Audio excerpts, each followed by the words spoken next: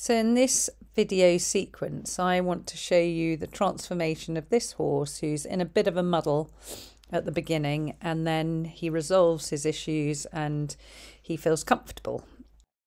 It can be frustrating when you're watching videos of transformations and the horses have basically just been sort of shut down, so their emotions haven't really been taken into account. So I'm going to try and take you through this, and I'll talk you through how I think the horse is sort of feeling. So this chap had an aggression problem. I don't think they'd ever put a head collar on. The head collar was put on doped while he was in the lorry. And I've just arrived and I'm standing by his stable and I'm really unsettling him. I'm making him feel very uncomfortable. Doesn't really like me being there, and he's putting in some behaviours which I think he's built up over the years, knowing how to get rid of what he doesn't like, which is the human. So he tried to back into me there in a slightly threatening way. I haven't moved, however. I'm by the door, so I can move if I need to. And this is sort of building up some frustration. He's still trying to get rid of me, but he's not going right up to me. But here he's turned, so he's not massively frightened of me. He's come to drink from the water. But we can see with the video going on here that frustration is what's happening now. So he's tried to get rid of me. That hasn't really worked. I've stayed there. I've stayed in a relaxed way. I haven't sort of emitted any sort of fear to him, or just been standing there observing him, and he's thinking, God, you know, that's not worked. Whereas in the past when I've been a bit rude, it has worked. I've got rid of what I don't want. And so he's now showing that he's frustrated by that and he's wanting to get rid of that feeling. So he's rubbing and he's shaking his head, and he looks like he's about to have a roll, which he does, and he has the roll right near me. So to me, I sort of feel that's because he's not actually frightened of me. And he gets down to roll, and it cuts because I had to move because I was worried about his legs with the door. And then he's got up and he's gone over there, and he's, you know, a little bit furious, I feel now, because whatever he was doing hasn't worked. He's tried to get rid of his frustration. It still hasn't gone. So, you know, that's what he felt afterwards. Now we're moving on, and I'm thinking, right, I want to start my training now. I've observed him. And to me, when you first meet a horse, it's really important to make a good impression, just like when you first meet a human. And I'd been thinking, how do I approach this? I don't want to use food because I know that food has created behaviour in him. So I thought, well, I'm just going to come up with an object. It was just a momentary sort of feeling. I'm not saying I always do this, but in the moment, that's what I thought. So I just brought an object, which I didn't want him to have an association. So I didn't want it to be a bucket or anything that he knew anything about. So I've just got these funny red things. And as you could see, he sort of, you know, he had a good old chew on it. And so then I'm using his observational or his curiosity, that sort of part of him, to try and introduce him to a stick, because I do want to use a stick in the training, because I don't actually want to stand right beside a horse that might bite or kick me. I want some form of protection, and I can't have protected contact in this stable. It's a cattle barn. There's no small door. So I bought an object in which he's curious of, and then I'm introducing him to my bamboo with a bobble on the end. So we wanted him to be introduced to the bamboo in a way where it's not threatening. I want him to have a very neutral or even positive feeling about the bamboo. So that's why we've gone about it like that. I've gone about it through his curiosity. I haven't walked after him. I've stayed by the door. If he wants to come up and engage, he can. But he doesn't have to. And as you can see, he's beginning to, you know, come up and observe it, and he hasn't got a negative thought about it. So the next thing we have to do is move him out of this big sort of stable, and we decide to take him, it's very wet, the ground, so we decide to take him to the round pen. We couldn't lead because he was just, you know, we hadn't even got a head collar on. The head collar had fallen off by now. And so I'm just setting up my camera here. Sorry, it's a really bad bit of footage. I've got my bamboo to protect me because I've seen videos of how he behaves. And I'm just trying to set my camera up. I've introduced, and there you go. You see, that's his sort of behaviour. But I'd already introduced him to the bamboo. So, and in a positive way. So, and there we are again. That's because I was going to feed him.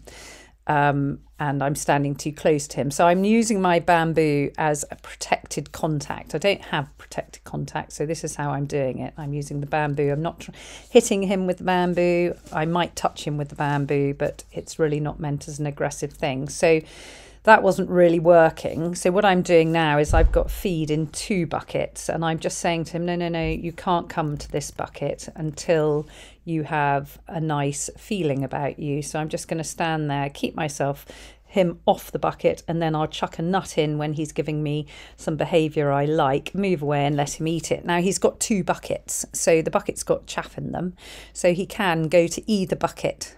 So it's not that I'm restricting food. There, he's kicked out because I've got the bamboo. I'm just keeping him off this bucket, and I'm just saying to him, like I would a little child, if you behave like that, I'm sorry, you can't come to my bucket. So he can go back to that bucket, which is fine, but he wants to come to mine.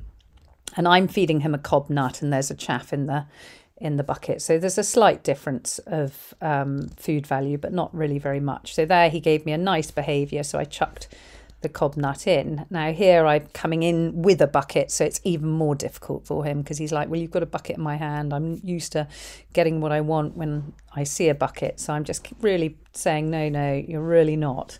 You're staying away from me. You're not going to come at me with your teeth, and you've got to behave yourself. And when I see you behave yourself, I will put the bucket down. So I'm just treating him in quite a straightforward manner. I am keeping him away with the bamboo, but I'm touching him. I'm not trying to make the bamboo uncomfortable. I'm just using it as protection for myself. And as you can see, there's chaff on the floor there. There's chaff in those buckets. And there I'm popping my chaff from my bucket into that pink bucket, but I'm not giving it to him yet because he's looking pretty grisly. So I'm just going to wait until he is in a position that I think is pleasant enough to receive the food. So I'm just saying, no, you've got to wait. And I don't want me to allow him to come to the bucket and then him come in a horrible way. So I've got to be quite careful, because if I step back and then he sort of fires at the bucket, then that's not good either. So there, I've kicked the bucket to him because there was a nice moment of behaviour. In this sequence, we've moved on, and I am actually calling him. He's got a nice big bucket of chaff with some nuts in it, just to really try and make the food value equal.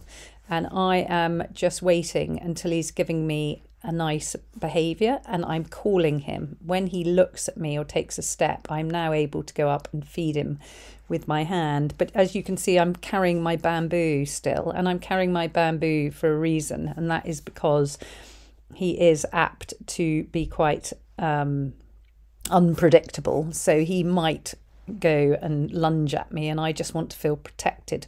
And it's really important that I feel safe, because if I don't feel safe, then I'm going to emit feelings that he will understand, and that will make him suspicious of me not feeling safe. So it's important to make yourself feel safe. So here I'm wanting to introduce the bamboo to him in a way where he builds up a good association with bamboo. So I was just touching him with it, and he gave me some nice behaviour, so I rewarded him. And now I'm putting pressure. I actually want to teach him to back away.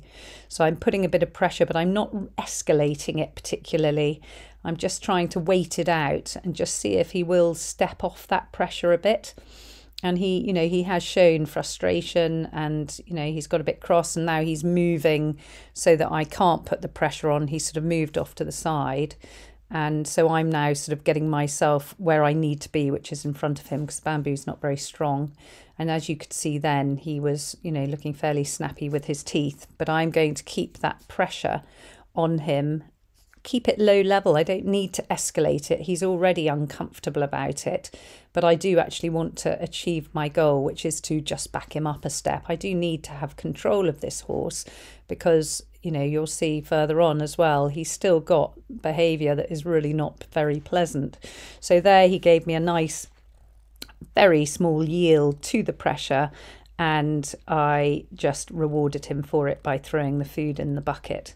So we've now got a horse with a little bit of control. I've now got him into the stable. I've got to get his head collar on because it had fallen off. And I'm trying to teach him to feel comfortable with me touching him. And as you can see, that's not going terribly well. So I'm now changing what I'm doing, and I'm going to touch him and feed him at exactly the same time. So I want him to associate my touch with something nice. So even though he was sort of almost looking grumpy about it, if I can pair that together, I can actually transform the way he feels. So even though he was looking snarly for half a second, I got that food in there early enough. And so I am now changing the way he feels about my touch. And there, so I'm going to where he didn't like being touched, and I'm feeding him exactly the same time. So he's beginning to see that there's a nice association. And here you can see I'm still a bit tentative. You can see that I'm not sort of, I am still pretty careful, because if I push him, he goes over threshold, and that's when he will attack me. Even when I didn't push him, he was attacking me at the beginning. But we're beginning to sort of starting to feel more comfortable with each other. And you can see there he's actually quite likes touch, and he really liked touch actually right from the beginning. And then we're starting to teach him to put his head collar on, and I'm still in protected contact now, so this is a really good place to be, because he can't get me. I don't need my bamboo. I can just I can just step out of his way if he's going to go for me. But then I need to change the situations. He can't, oops, there we go. So that's the sort of thing he'd do, because he wants something and I'm not going to give it to him. He's following me. He's got sort of slight confusion at the moment. The training is sort of in its early stages, and he wants things because he knows he's going to get food, but he doesn't necessarily have the really good, he might be doing it just for the food.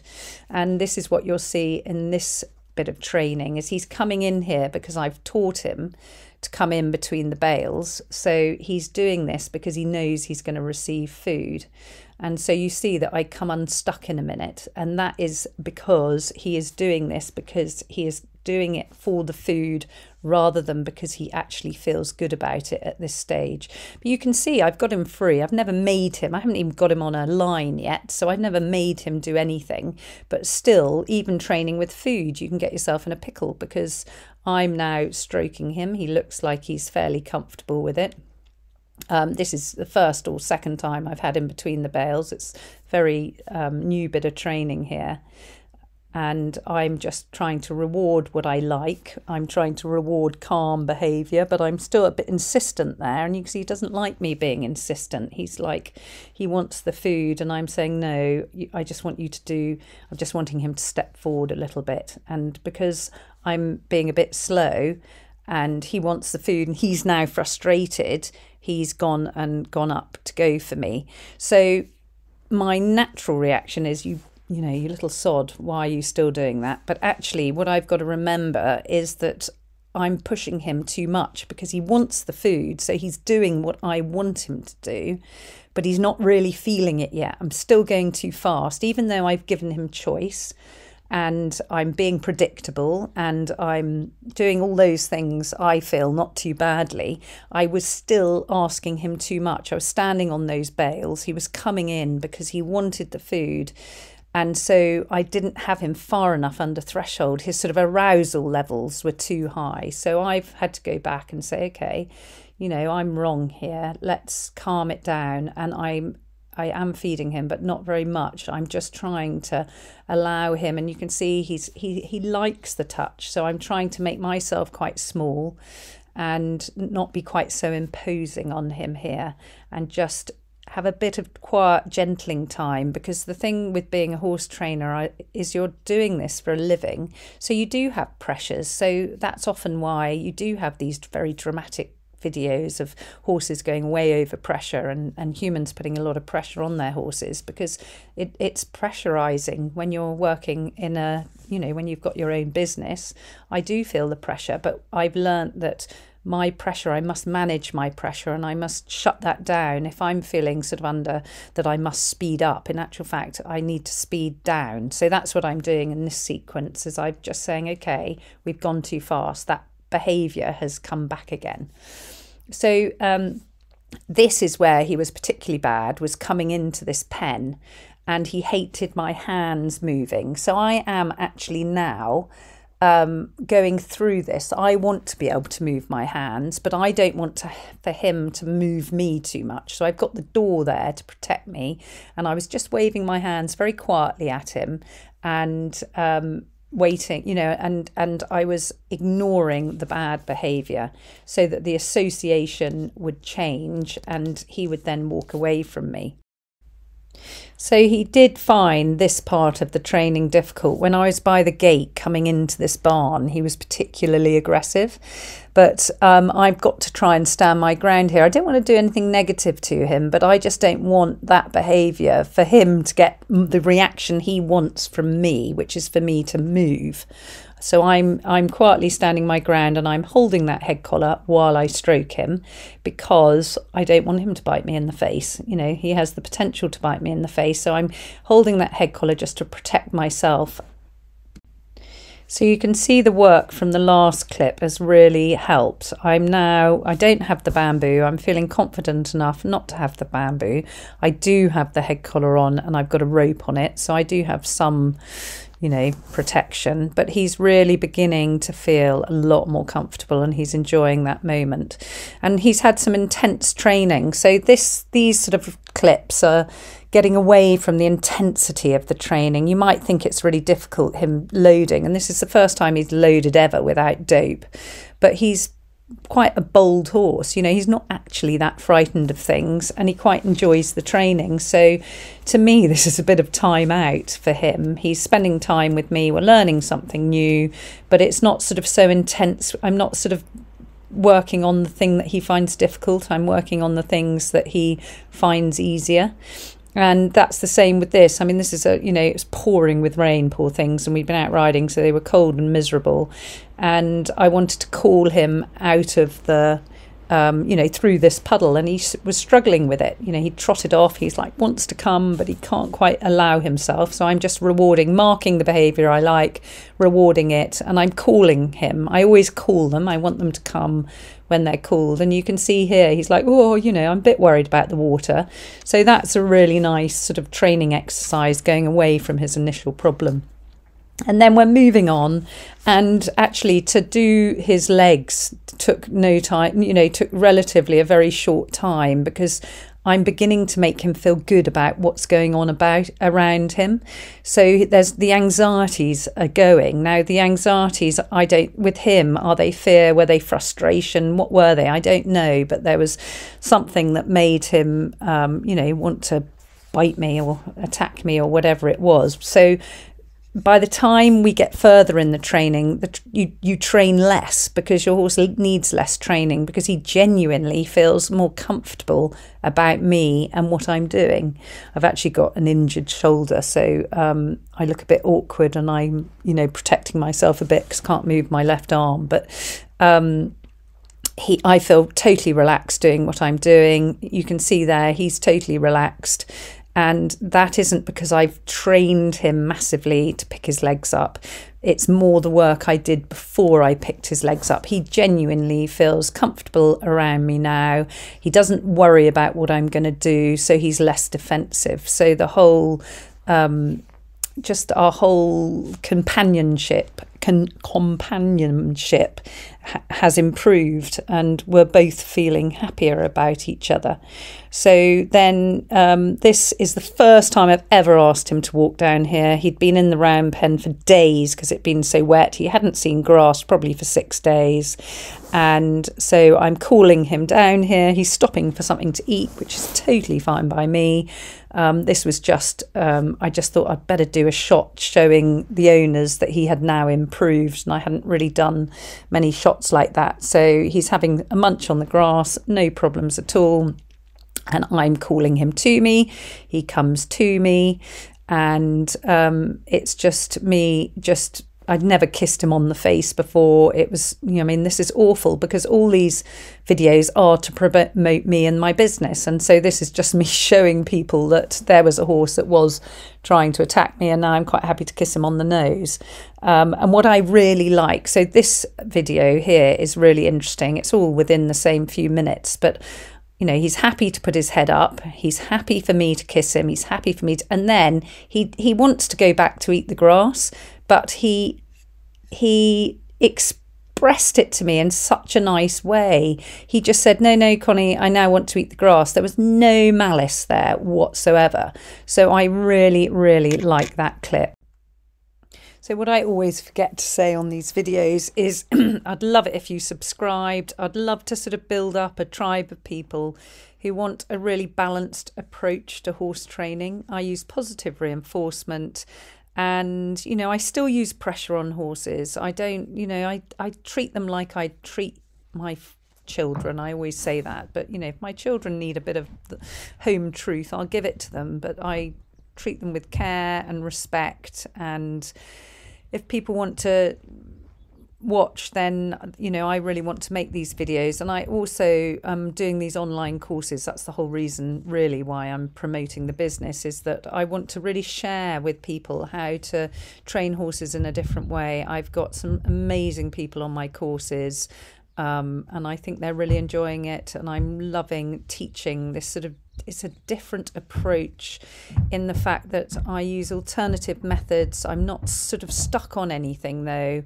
I think, we're all at a different stage in our training, and there's so much to learn. I'm still learning so much as well. And I just love people to join and be involved in the work that we all do. I think it's, horse training is, there's such amazing horse training at the moment, but unfortunately there's a lot of rather ugly horse training that gets a lot of good press, and it'd be great if sort of better horse training got good press. And this is just the last bit of video, and you can just see there, he wants to put his head collar on. He's not sort of doesn't look overtrained there. He's just saying, oh yeah, head collar's going on, that's a good thing, and that's it. And see you all soon.